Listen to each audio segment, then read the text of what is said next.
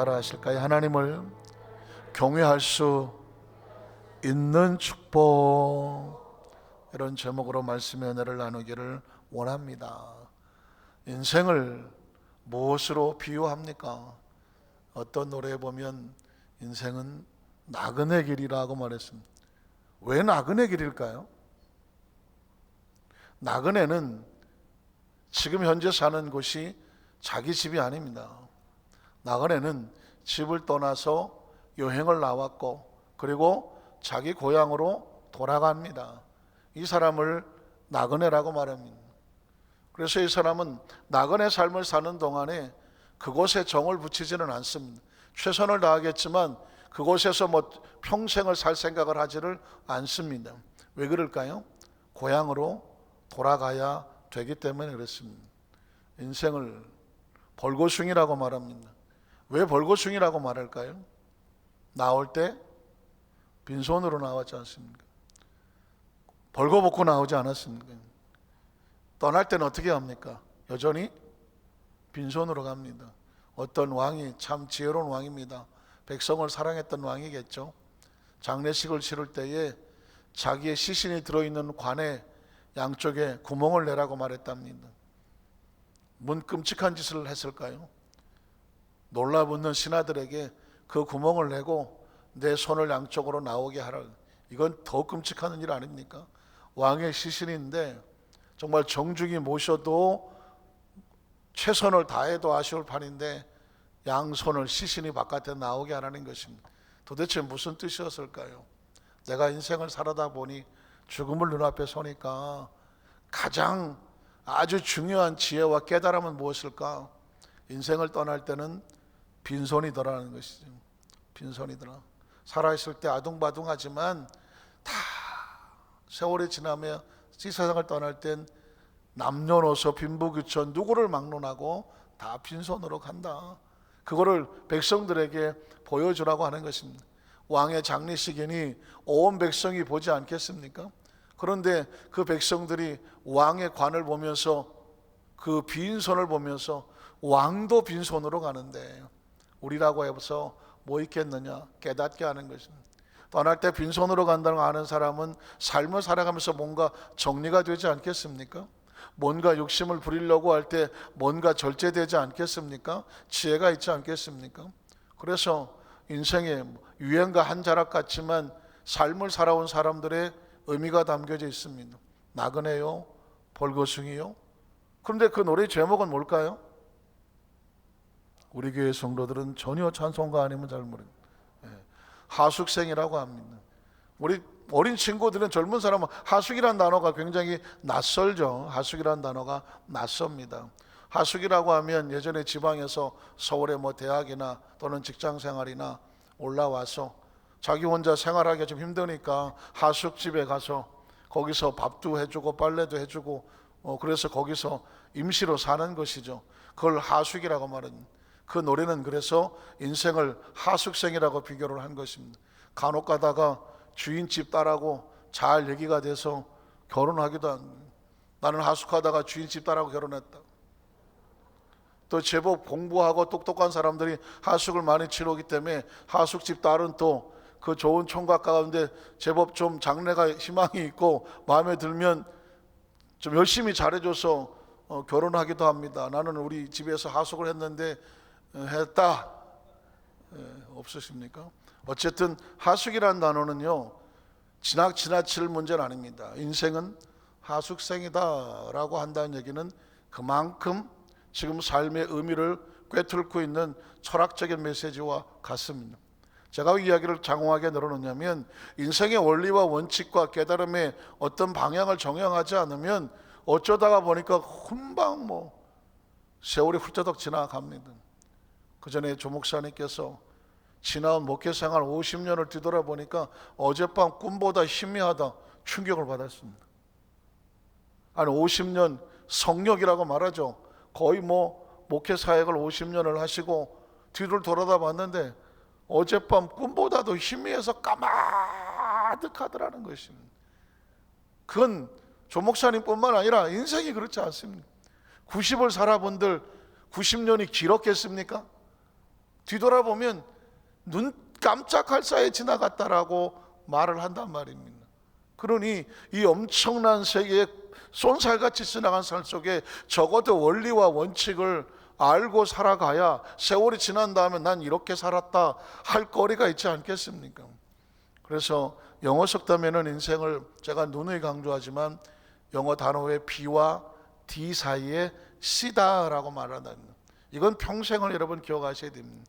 B는 birth, 탄생과 D는 die, death, 죽음과 사이에, 삶과 죽음 사이의 인생은 항상 C를 기억하고 살아가야 된다.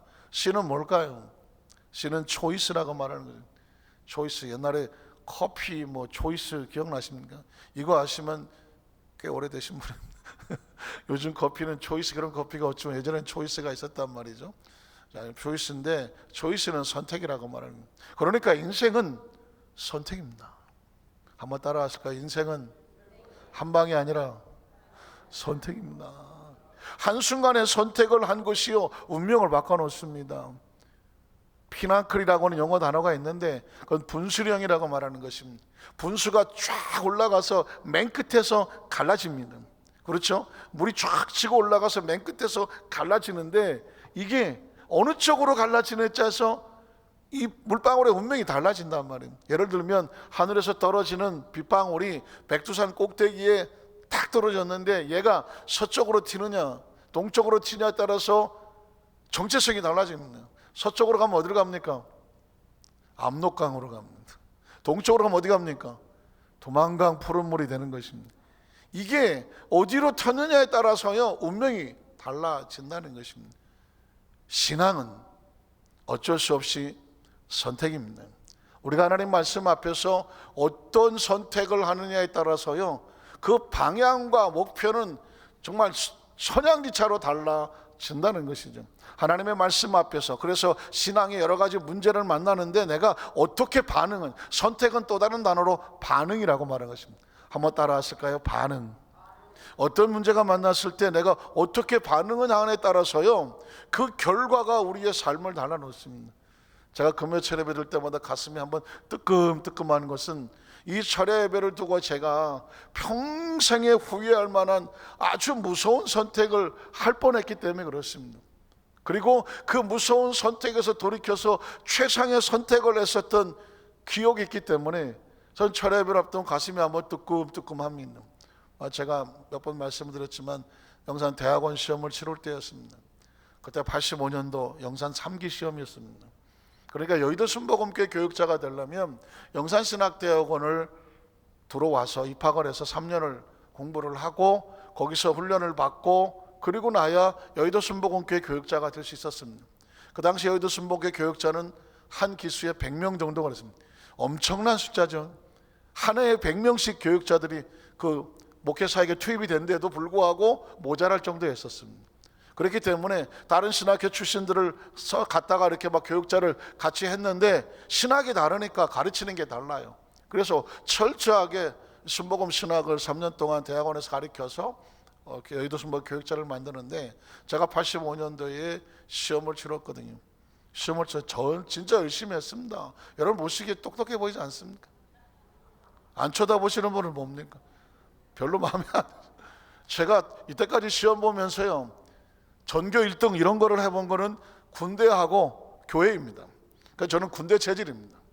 그리고 교회가 체질입니다. 성경 시험 보면 1등이에요. 저는 어렸을 때 교회 학교 다니면서 학용품을 사본 적이 없습니다. 교회가 스폰서입니다. 성경 시험만 치르면 학용품, 크레파스, 옛날 이렇게 스케치북 같은 거 이런 거 하여튼 간에 학용품은 다 줬습니다. 오죽하면 성경 시험을 치를 때 보면 선생님이 야 김유민 너는 나와 있어. 문제를 혼자 다 맡으니까 평가가 안 됩니다. 1번, 2번 혼자 다 하고 앉았으니까 뺐어요. 그래 학교 다닐 때는 전교 1등을 못 해봤는데 교회에서는 전교 1등 했습니다. 군대 가서 전교 1등 했습니다. 어디 가서 받겠을지 모르지만 육군참모총장 메달 표창장도 어디 구석에 있을 겁니다. 그랬는데 아니 이거 시험을 치렀는데 저는 분명히 합격할 줄 알았거든요. 분명히 합격할 줄 알았습니다. 왜냐하면 아니 어제 본 영어 시험 본문도 나왔겠다, 뭐 누가 합격을 축하한다고 가방도 사줬겠다, 이건 뭐 논문도 썼겠다, 뭐 성경 시험 뭐 다 썼겠다. 걱정할 게 없어. 하나 좀 깨림칙한 거는 면접 시험을 치를 때 나이가 모자란다고 또 하더라고요. 뭔 시험에 나이를 따지라니. 만 27세인가 뭐 이렇게 됐었는데 제가 생년월일이 늦어갖고 좀 안 돼갖고 몇 개월이 모질란 거예요. 그래서 제가 주일학교 유치부 전도사로도 할 테니까 저를 집학을 시켜주십시오 그랬더니 고개를 설레 드리던 그 한 사람이 좀 깨림칙했어. 다른 분들은 좋다고 그랬는데 한 분이, 면접위원이 8명인데 한 분이 고개를 설레 흔들더라고. 드디어 시험을 치르고 합격자 발표하는 날 가보니까 내 앞번호도 있는데 내 뒷번호도 있는데 내 번호가 없어. 앞만 눈을 찢고 봐도 없는 거야. 세상에 하늘이 꺼지는 거하고 땅이 날아가는 것 같더라고요. 얼마나 정성을 들였는데요. 그때 딱 두 가지 생각나더라고요. 하나는 뭐냐, 하나님이 날 버리셨구나. 왜냐하면 다른 것도 아니고 신학을 해서 사역자가 되겠다고 왔는데 내가 떨어지니 어떡해요. 하나님이 날 버렸구나 라는 생각이 들고, 두 번째는 뭐냐면 고개 살래 들던 그분 때문에 떨어진 것 같아 내가. 그런데 그 순간에 그 절망이 오는 거예요. 여러분, 제가 이 말씀을 드린 것은 뭐냐면 신앙생활을 하다가 또는 어떤 봉사생활을 하다가 어떤 기도생활을 하다가 뭔 하나님과의 관계 속 안에서 뭔가 내 뜻대로 안 될 때, 내 계획대로 안 될 때, 내가 생각했던 것이 내 방법대로 안 될 때 혹시라도 다가오는 절망, 다가오는 서운함, 다가오는 억울함, 다가오는 어떤 그 무너지는 아픔 속에서 어떻게 헤어날 수 있는가를 말씀을 드리는 것입니다. 왜냐하면 저도 무너졌으니까요. 그래서 제가 그 순간에 내가 그냥은 교회를 못 나오겠더라고요. 그래서 철회별 안 나오기로 했어요. 철회별 안 나오기로 했어요. 그래갖고는 그 여의도에서 그날 친구가 인천에 사는데 인천에 전화를 해서 야 만나자, 야 밥이나 먹자. 네가 웬일이냐 뭐 어쩌고 해갖고는 인천까지 갔고요. 왜 인천을 갔을까요? 어디 안 나오려고, 멀어서 철회배 안 나오려고 그냥 일부러 멀리, 갑자기 요나가 된 기분이야. 멀리 인천까지 갔습니다. 시외버스 타고 못 타고 해갖고 친구 직장 끝나고 기다리려고 갖고 뭐 영화 보고 뭐 밥 먹고 당구 같은 걸 하고 하여튼간에 시간을 최대한 끄는 겁니다. 12시까지 넘어서까지. 그리고는 그 친구 집에 가서 자고 누웠는데 잠이 오겠어요 안 오겠어요? 자야 돼, 난 지금 자야 돼. 잠이 안 오는 거예요. 뒤척거리는. 오늘 밤만 자고 나면 앞으로 난 절대 차례비 안 나오지. 난 주일만 나고 말았지. 그랬는데 잠이 안 와. 근데 갑자기 빡 머릿속에 너 여기서 뭐 하냐는 거예요. 너 여기서 뭐 하냐. 어쩌면 그 소리를 기다렸을지도 몰라요. 나는 하나님이 어떻게 해서라도 그냥 모가지를 끌어다가서 끌어다 갖고 가기를 원했던 것 같아요. 근데 너 여기서 뭐 하냐. 왜요? 너 여기서 자빠져 있을래? 완전히 군대 고참보다 무섭더라고요. 이 시기가 정말 정신이 번쩍 나더라고요. 그 순간에는 뒤돌아볼 거, 야 나 가야 되겠다. 야 이 밤에 어디 가? 아니야 나 가야 돼. 옷을 주섬주섬 입고 인천에서 택시를 잡아 타고 여의도까지 날아요. 택시비 엄청 나왔습니다. 왕복 더블을 주고 갔어. 돈이 문제가 아니야 지금. 그리고 달려가니까 1시 반인가 2시인가 됐어. 거기 성전에 들어가면서 내가 얼마나 울었을 것 같아요. 한숨을 팍 눈물을 팍 쏟으면서 하나님 제가 미친놈입니다. 죽을 죄를 졌습니다. 죄송하다고 그냥 순간에 잘못된 선택으로 인해서 하나님 마음을 아프게 죄송하다고. 그리고 아시다시피 그 당시는 뭐 새벽에 버스가 통금이 있어갖고 뭐 5시인가 뭐 그때밖에 없었잖아요. 밤새 갈 길이 없었어요. 그래갖고 5시까지 앉아 새벽 예배 드리고 하나님 다시 시작할게요. 다시 시작할게요. 하나님 무슨 뜻과 섭리가 계셔서 제가 부족해서 그러려니 제가 다시 시작을 할게요.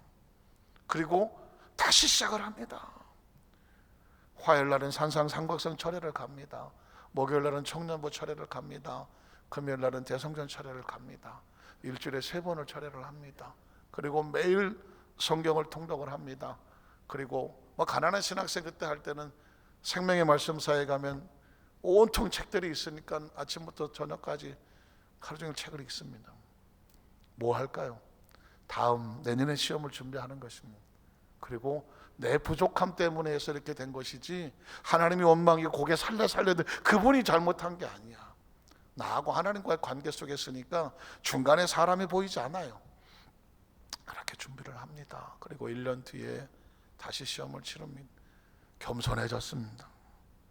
주여, 꼴찌라도 좋으니까 붙게만 해달라. 한번 떨어져 본 사람은요, 그 트라우마가 엄청납니다. 붙게만 해달라는 것이죠.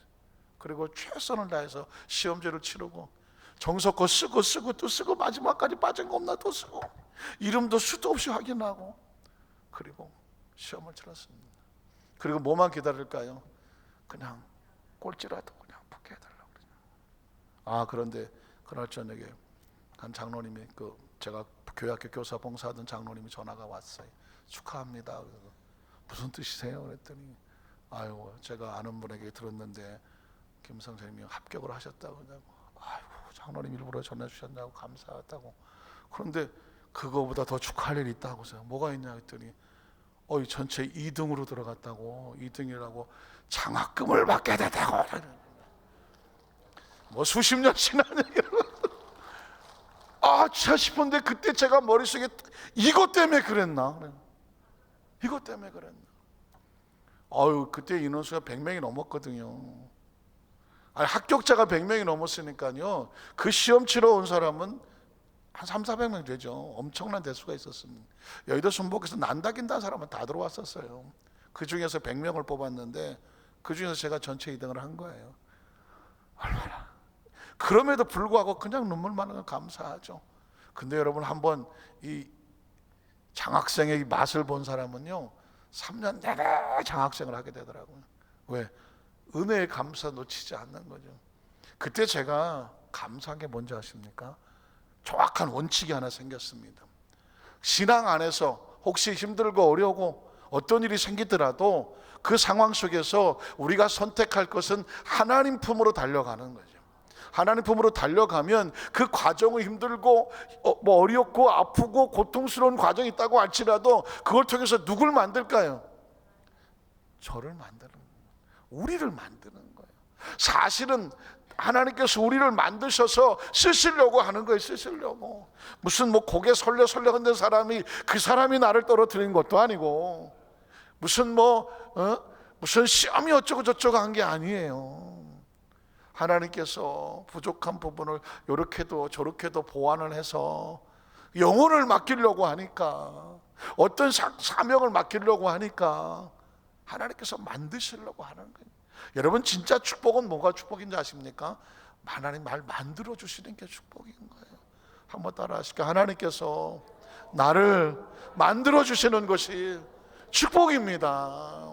우린 마음이 급해갖고 좀 빨리 좀 해주시고 내가 생각한 대로 해주시고 여기보단 이걸로 해주시고 우리 자꾸 생각이 많아요. 그런데 가장 중요한 축복은 뭐냐면 하나님 방법대로 하는 것이 최고의 축복입니다. 내 생각대로 조금 안 되고 내가 생각하는 것 좀 서운하고 좀 이번엔 좀 안 된 것 같고 좀 뭔가 어려운 것 같고 희망이 끊어진 것 같지만 하나님은 정확하게 수를 놓고 계시는 거예요. 그때 제가 만약에 그 3기에 들어갔으면요 우리 집사람 못 만났습니다. 우리 집사람은 4기에 들어가 있었거든요. 저도 4기에 들어갔더니 우리 집사람이 거기서 땡그랑 저를 기다리고 있더라고요. 그래서 제가 영산에 가서 이제 우리 집사람을 만나서 같이 사역을 하면서 이제 만나서 결혼을 했죠. 그것도 얼마나 놀랐습니까? 제가 만약 3기에 들어갔으면 결혼을 못했잖아요. 4기에 들어가서 그러니까 그 계획하는 섭리 하나하나가 하나님 만들어가는. 전 지금도 제가 원칙이 있습니다. 어떤 상황, 하나님 안에서죠. 하나님 안에서 어떤 상황이 힘들고 어렵고 눈물 나고 속상하고 정말 힘든 문제를 만나더라도 절대로 절망하지 않는다. 원망하지 않는다. 불평하지 않는다. 서운해하지 않는다. 인천으로 도망가지 않는다. 택시비 아까워 죽겠어 아주. 하나님의 품으로 달려 들어간다. 그리고 하나님 앞에 맡기고 의탁한다. 그리고 기다린다. 그러면요 가장 최고의 길은 하나님이 준비하고 계시는 것입니다. 오늘 뭐 저와 비슷한 일을 우리 성도들 가운데 수도 없이 많이 겪으실 것입니다. 왜냐하면 신앙생활을 하다 보면 난 이렇게 하고 싶은데 이쪽이 열리는 경우도 있고요, 나는 혹시 이렇게 봉사하고 싶은데 저쪽이 열리는 경우도 있고요, 나는 지금 봉사하고 싶은데 조금 시간이 늦춰지는 경우도 있고요, 어떤 거는 이건 정말 힘들고 어려운 것도 나한테 힘든 것만 주는 것 같기도 하고요, 왜 저 사람은 좀 편한 것 같은데 왜 나만 힘든 거 시키냐 하는 마음에 한쪽 구덩이에 서운함이 다가올 수도 있어요. 그런데 하나님 안에서는요 가장 힘든 게 축복입니다. 한번 따라 하실게요. 하나님 안에서는 가장 힘든 것이 축복입니다. 하나님 안에서는 남이 하기 싫어하는 것이 최고의 축복입니다. 열심히 따라하지만 아멘은 아무도 안 해요. 알아 내가. 이왕이면 좀 쉬운 거, 이왕이면 좀 왜냐하면 하나님 아니라고 제가 전제를 했잖아요. 오죽하면 하나님께서 아무도 안 하려고 하는 걸 나한테 맡기겠어. 어떻게 생각하십니까? 오죽하면 하나님께서 그 힘든 것들을 다들 힘들다고 하는 건데 그걸 누구한테 맡겨? 나한테 맡긴다니까. 그럼 영적인 여러분 뭔가 하나님의 주시는 사명감이 생기지 않습니까? 남들이 다 하는 것 같으면 남들 다 하는 거라 생각하잖아요. 그래서 정말 용기가 있는 사람은 하나님 안에서는요 가장 힘들어 보이는 것을 내게 맡겨주기를 기도하는 것도 용감한 것입니다. 그리고 내가 앞에 전면에 나서는 것보다 누군가를 살리면서 뒤에서 소리 없이 마치 왼손이 한 오른손이 모르게 하는 것처럼 그 생명을 살리며 사명을 감당하는 것, 이것처럼 소중한 것도 없습니다. 하나님 안에서. 죄송하지만 제가 그 해병대 교육생을 시킨 적이 있는데 거기에 아주 유명한 표가 있잖아요. 누구나 해병이 될 것 같으면 난 해병에 오지 않았다. 이게 미국 해병대 US Marine Corps, 미국 해병대의 프라이드고요, 대한민국 해병대도 같은 프라이드를 갖고 있습니다. 육군은 모집이 이렇게 징병을 한다고 해서 하지만 징병 검사를 받지만 해병대나 공군 해군은 지원하지 않습니까? 이건 의미가 다릅니다. 누구나 가는 군대가 아니라 자기가 선택해서 지원해 가서 힘들고 어려운 걸 선택하거든요. 이건 프라이드가 있기 때문에 그런 거예요. 적어도 어느 정도 신앙생활을 이렇게 했다고 치면 우리 안산교회 성도들은 영적 해병대 정신과 같은 프라이드를 가져야 돼요. 누구나 하는 것 같으면 나 안 해. 아무나 할 것 같으면 안 한다니까. 네가 특별하니까 네가 좀 해줘라. 아무도 아멘을 안 하는 거예요. 네가 좀 해줘. 이거 거의 고참인데, 말년에 하는 소리인데, 이거 아멘 이거 소리. 여러분 하나님께서 야 이거 지금 네가 좀 해주면 좋겠어. 이거 어디서 들어본 것 같은데. 여러분 그래도 어차피 한 번이잖아요. 인생은 한 번이잖아. 신앙생활도 한 번이에요. 한 번입니다. 한 번 인생 살면서 세월은 정신없이 돌아가잖아요. 적어도 나는 하나님 안에서 이런 일을 하고 있다라고 하는 그런 반응을 보일 수 있는, 그렇게 반응을 선택할 수 있는 우리 성령 되시기를 주님의 이름으로 축복합니다. 물론 그냥 슬렁슬렁 그냥 놀다가 그냥 한평생 가는 거지 인생 있어 하실 수도 있어요. 그러나 인생은 그럴 수 있을지 모르지만 신앙은 그렇지가 않아. 하나님께서 하나님 맡기신 일이라고 하면 한 번에 생각날 수 있는 그 자리에서 그 사명 제가 감당하겠습니다 라는 사람이 가득 차 있는 교회가 영적인 특공대가 되는 것입니다. 오늘 성경은 그 이야기를 하고 있습니다. 첫 번째, 하나님 말씀이 선포됐는데요, 말씀에 다가오지 못하고 멀어지는 사람이 있습니다.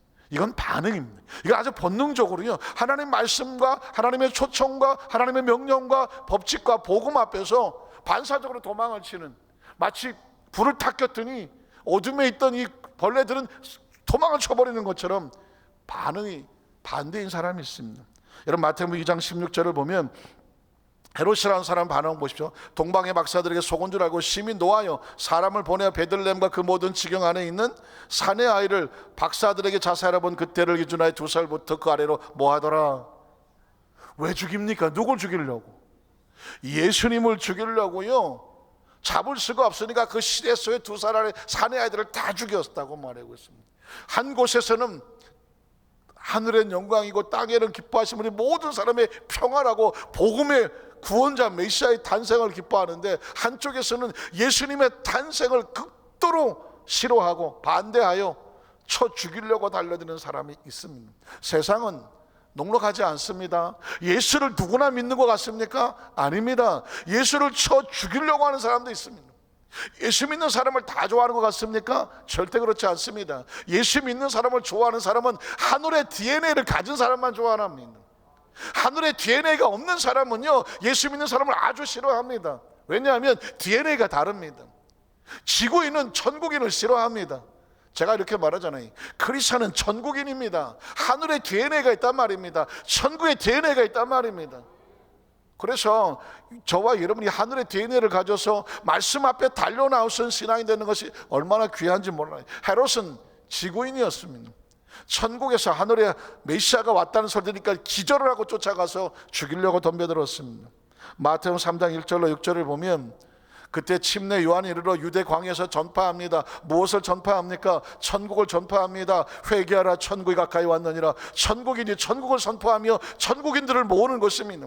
그런 선자 이사를 통해 말씀하신 자라 일렀을 때 광야에 외치는 자의 소리가 있어 이르되 너희는 주의 길을 준비하라, 그가 오실 길을 곧게 하라 하였느니라.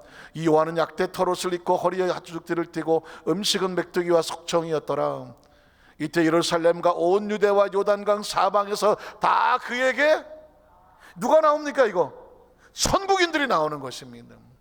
천국의 메시지가 선포가 되면 이 천국의 음패가 사이클이 막 돌아가면 그 사이클이 맞는 사람은 다 나오는 것입니다. 여러분, 예수는 아무나 믿지 않습니다. 누구나 천국의 DNA를 갖지 않아요. 복음이 전파되면 그 사이클이 맞으면 다 들어옵니다. 사이클이 안 맞으면 절대 듣지도 못하고 그 마음에 들어와서 반응을 일으키지도 못합니다. 그 소리를 들은 사람들 가운데 천국인들이 그에게 다 나왔습니다. 그리고 뭐랍니까? 자기들의 죄를 자복합니다. 누가 시켜서 자복합니까? 아닙니다. 하나님의 메시지가 가슴에 들어오니까 여기서 반응이 일어난단 말입니다. 어떤 사람은 말씀을 들으면 자신의 죄를 자복하고 하나님 앞에 천부의 의접서고 손들고 나옵니다. 이건 DNA가 하나님의 초청을 듣기 때문에 그렇습니다. 요단강에서 그에게 침례를 받았다고 말하고 있습니다. 그런데 7절에 보니까 요한이 많은 바리새인들과 사두개인들이 침례 베푼 대로 오는 것을 보고, 이 사람들은 천국의 DNA가 있는 사람들이 아닙니다. 이 사람은 지구인입니다. 머릿속에 생각 속에 종교를 가지고 있었지만 모르지만 예수를 메시아로 받아들이지 않습니다. 그래서 이 사람들은 왔지만 왜 왔느냐? 구경하러 왔습니다. 뭐 하나 구경하러 왔습니다. 마찬가지입니다. 교회는 천국인이 있는가 하면 지구인이 구경하러 오는 수도 있습니다. 그러니까 구경하러 온 사람에게는 말씀이 들리지 않습니다. 바리새인과 서기관들은 어쭈 우리 잘 놀고 있네, 뭐 하나 보자, 구경하러 왔습니다. 그러니까 요한이 뭐라고 말합니까? 보고 이르되 독사의 자식들은, 천국인이 아니면서 말씀 앞에 와서 말씀을 듣고 말씀 속에 들어오려고 온 것이 아니라 말씀을 들으면서 비판하고 비난하고 손가락질하고 무시하고 공격하려고 온 그 바리새인과 서기관들을 향하여 독사의 자식들아라고 말하고 있습니다. 여기서 독사는 뱀파이어, 사탄의 자식들이라고 말하는, 누가 너희를 가르쳐 임박한 진노를 피하라고 하더냐. 8절로 12절에 보니까 그러므로 회개에 합당한 열매를 맺고 속으로 아브라함이 우리 조상이라고 생각하지 말라. 이 말은 유대인들에게 하는 것입니다. 유대인들은 아브라함이 조상이기 때문에 그냥 우린 다 천국 간다고 생각을 합니다. 어린 만포노치도 없습니다. 아브라함도 DNA는 지구인이었지만 하나님을 만나고 천국인이 된 것입니다. 아브라함도 믿음으로 자기 혼자 구원을 받지 아브라함의 자손이 구원을 받지는 않습니다. 근데 이스라엘 백성은 착각을 합니다. 아브라함의 자손은 다 구원을 받는다고 생각을 했단 말입니다. 그걸 깨부시는 것입니다. 요한이 말합니다. 너희 조상이 아브라함이라고 생각하지 마라. 그것 때문에 구원받는 생각하지 마라. 내가 너에게 이르노니 하나님이 능히 이 돌들로도 아브라함의 자손이, 아브라함의 자손은 의미가 없습니다. 이스라엘 국적 가졌다고, 이스라엘 패스포트 가졌다고 천국에 자동으로 간다? 어림도 없는 소리. 이스라엘 돌들도 아브라함 자손이 된다는 것입니다. 그래서 그 다음처럼 이미 도끼가 나무 뿌리에 놓였으니 좋은 열매를 맺지 않은 나무마다 지켜보래 던져지리라. 나는 너희를 회개하기 위하여 물로 침례를 베풀거니와 내 뒤에 오시는 이는 나보다 능력이 많으시다라고 말하면서 예수 그를 통해서 나는 그의 신을 들기도 감당하지 못하겠노라. 그런 성령, 그가 누구입니까? 하늘을 끌고 와서 하늘을 통하여 우리에게 천국의 DNA를 열어줘서 구원받게 하시는 예수 그리스도, 그가 성령과 불러 너희에게 침례를 베푸실 것이요 손에 키를 들고 자기 타작마당을 정하게 하사 알곡은 모아 곡간을 무서운 심판이죠. 여러분, 예수 그리스도는 인애와 자비가 풍성하지만 아주 무서운 이름입니다. 예수님의 이름이 아름답습니까? 낭만적입니까? 어림도 없는 소리입니다. 여러분, 빛이 아름답습니까? 빛은 심판입니다. 이 빛이 켜지기 전에, 불이 꺼지기 전에 여기는 캄캄했습니다. 누군가 들어와서 전리를 올렸을 때 어둠은 순식간에 심판을 당하고 사라졌습니다. 이 안은 환해졌습니다. 이유는 뭐 때문에 그런가요? 빛이 와서 어둠을 심판해버렸기 때문입니다. 빛이 사라지면 다시 여기는 어둠이 점령할 것입니다. 마찬가지입니다. 예수라고 하는 것은 이 땅에 빛으로 온 것입니다. 예수님이 오지 않았으면 누구나 똑같지만 예수님이 옴으로 인하여서 예수를 믿는 자와 믿지 못하는 자가 심판으로 갈라진 것입니다. 알곡과 가라지로 갈라지는 것입니다. 예수 그리스도는 구원자이지만 어떤 사람에게는 심판자입니다. 예수님은 천국인에게는 구원자지만 지구인들에게는 심판자예요. 우리가 예수로 말미암아 구원받은 자가 된 것은 우리 힘이 아니라 그가 우리에게 천국의 DNA를 회복을 시켜 주었기 때문입니다. 그래서 이것을 다른 말로 알곡은 모아 곡간에 드리고 쭉저기는 꺼지지 않는 불에 태우시리라 라고 말씀했습니다. 19절로 마태복음 7장 19절 23절에 보면 아름다운 열매를 맺지 아니하는 나무마다 지켜 불에 던져지니라. 나무는 열매가 있고 열매 없는 게 있습니다. 이러므로 그들의 열매로 그들을 알리라. 열매는 무엇입니까? 우리가 하나님 말씀 앞에 어떻게 반응했냐인 것입니다. 여러분, 신앙생활은 반응입니다. 신앙 고백도 반응 아닙니까? 사람들이 나를 모르고라고 말하더냐, 나를 보고 어떻게 반응하느냐, 신앙입니다. 여러분은 예수님 어떻게 반응하십니까? 하나님 말씀 앞에 어떻게 반응하십니까? 예배 앞에 어떻게 반응하십니까? 봉사 앞에 어떻게 반응하십니까? 봉사하다가 좋은 일만 좋은 일입니까? 힘들고 어려운 일이 어떻게 반응합니까? 서운하고 섭섭한 일이 어떻게 반응합니까? 여러분이 그 반응하는 반응이 신앙의 고백입니다. 사도신경이 신앙 고백으로 끝나는 게 아니라 내가 그 상황 속에서 내가 어떻게 반응하느냐, 하나님의 편에서 반응하느냐, 아니면 하나님 뒤로 튀고 인천으로 도망을 가느냐. 인천 갔다가 다 도망가는 건 아니지만 어쨌든 저를 비유로 들어서 하는 것입니다. 그게 신앙의 고백입니다. 하나님을 절대 신뢰했다고 하면 인천까지 왜 갑니까? 뭔가는 내 신뢰가 깨졌다고 생각을 하니까 인천으로 도망을 가지 않습니까? 그런데 하나님께서 말씀하신 네가 있을 곳이 어디냐 하는 순간에 하나님에 대한 신뢰가 회복이 되니까 따블을 주고라도 튀어들어오지 않습니까? 튀어들어오는 게 사는 길입니다. 하나님 안으로 들어오는 게 사는 거입니다. 그 안에 들어올 때 사람도 보이고 상황도 보이고 여건도 보이고 자존심도 있고 별의 것들이 다 가로막지만 이건 우리에게 아무런 의미가 없는 겁니다. 하나님 앞에 달려 나오는 길이 살리는 것입니다. 그걸 열매라고 말하는 것이죠. 열매는 반응이죠. 그들을 알리라. 나더러 주여 주여 하는 자마다 다 천국에 들어가는 것이 아니다. 바리새인과 서기관들도 주여 주여 하고요, 귀신들도 예수를 주라는 걸 안다고 말했습니다. 귀신들도 나를 주로 알고 떠든다고 말했습니다. 그러나 믿고 반응하는 것은 달랐다고 말하는 거죠. 들어가리라. 그 다음 절에 보면 하늘에서 내 아버지의 뜻대로 행하는 자라야 들어가리라. 이건 밑줄을 치시고 별을 갖다 5개 붙여놓고 외워야 됩니다. 하늘에 계신 내 아버지 뜻대로 행하는 자라야 들어가리라. 우리의 삶의 반응이 항상 누구의 뜻에 맞아야 되나요? 하나님의 뜻에 맞아야 됩니다. 어렸을 때는 감정으로 합니다. 기본으로 삽니다. 신앙의 성장하고 성숙하고 나면 지금 내가 말하는 것이 누구의 뜻에 맞아야 되나요? 지금 내가 품고 있는 생각이 누구의 뜻에 맞아야 되나요? 내가 품는 감정과 기분이 누구의 뜻에 맞아야 되나요?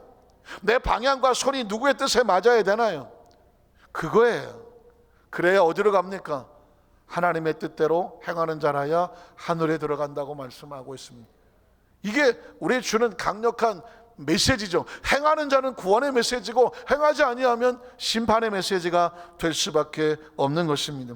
마태복음 10장 11절로 15절을 말합니다.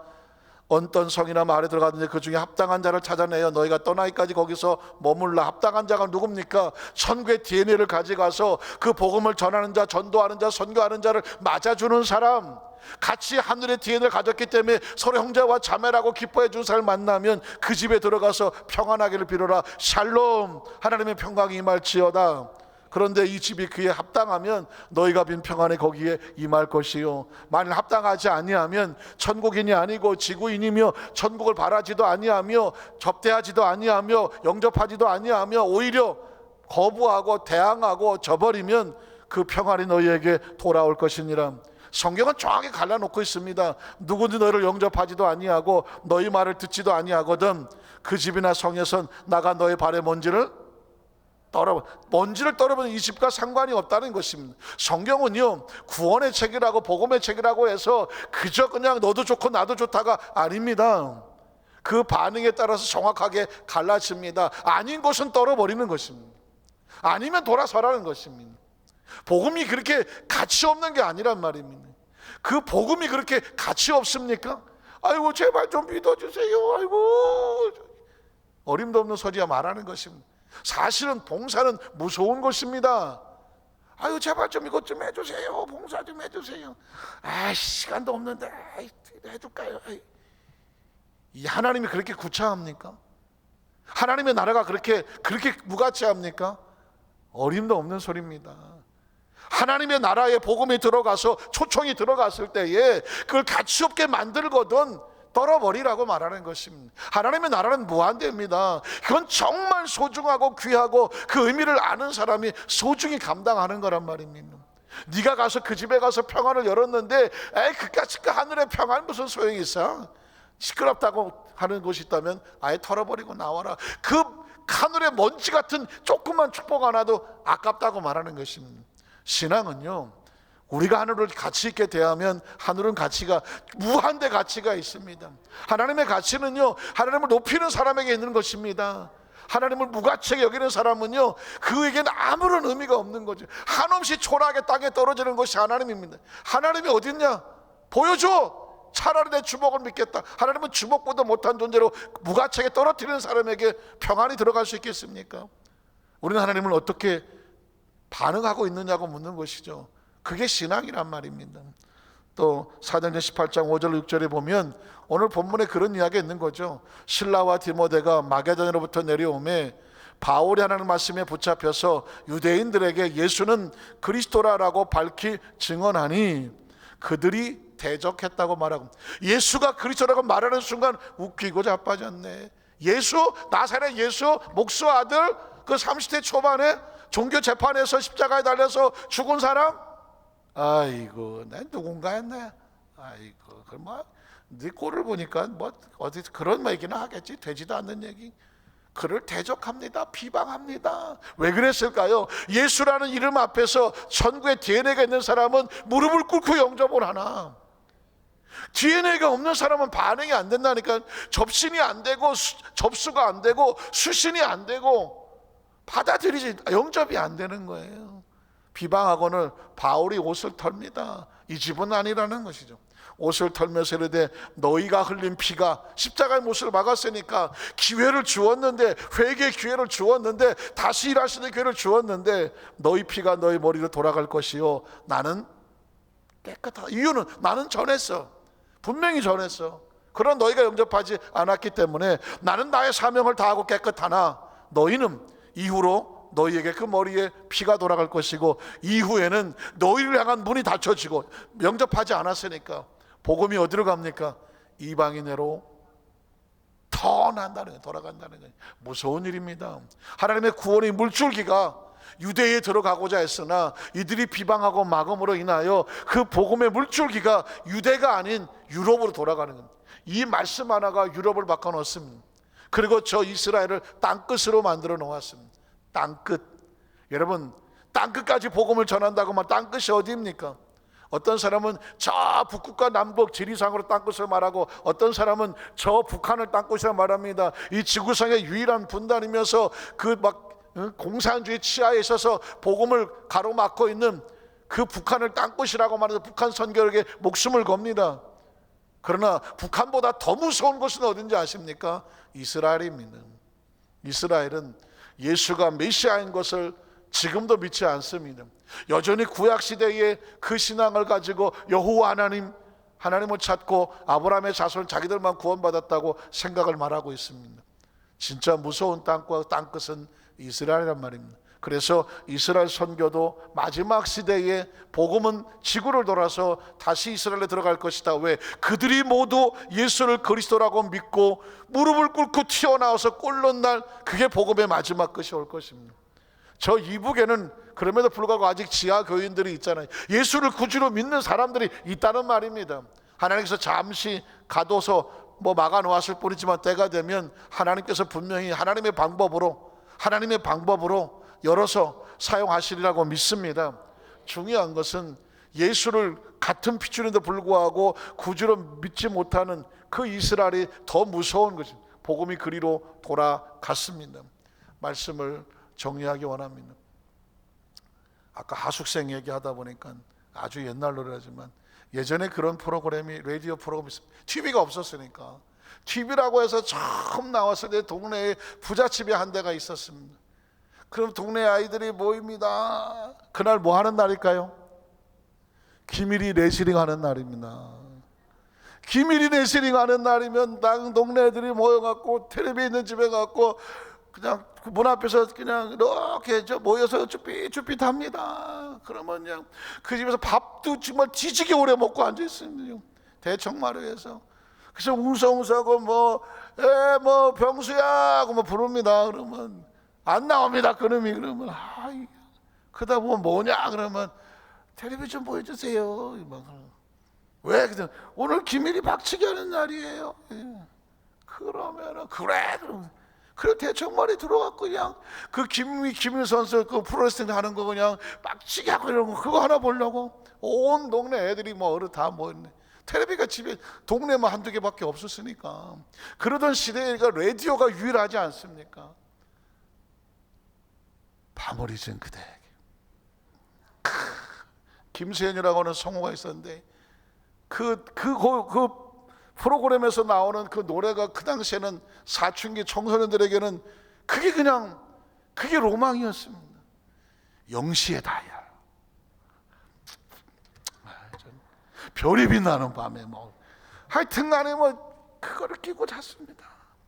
옛날 그 트랜지스터 라디오는 라디오는 요만한데 뒤에다가 배터리 이따만한 거 붙여갖고 시커먼 테이프를 이만하게 만들고 다니는. 그게 또 이 사이클이 잘 안 맞으면 그냥 이거 돌려갖고 사이클 맞춰갖고 이게 안 맞는데 이렇게 되면 안 나옵니다. 그러면 그냥 땀 뻘뻘 내고 사이클 맞추면 그때 노래가 나옵니다. 그럼 그냥 그거 사이클 맞추느라고. 여러분의 사이클은 잘 돌아가십니까? 천국의 사이클은 잘 돌아가시느냐고요. 하나님께서 끊임없이 우리에게 메시지를 보내고 있는데 이 영적인 사이클은 잘 돌아가셔서 이게 접수가 잘 되고 수신이 좀 잘 돼서 그게 잘 내 안에 들어와서 나를 이끌고 가느냐고요. 사랑하는 성도 여러분, 안타깝지만 오늘은 제가 말씀 앞에서 수신을 잘 못해서 알아듣지를 못해서 안타깝지만 그 복음에 접수를 못했던 사람들의 이야기가 나옵니다.